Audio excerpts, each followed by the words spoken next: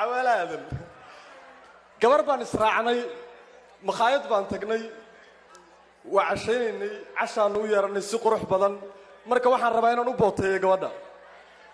oo aan inaan balaayahay u sheego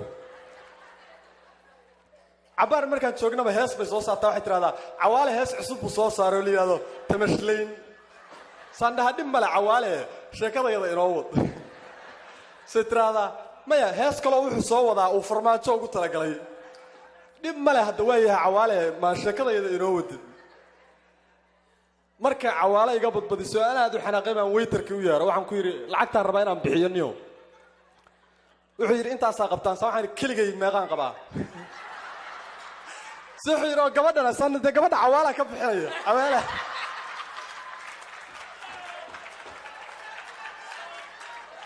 aad baa mahadsantiin magacayga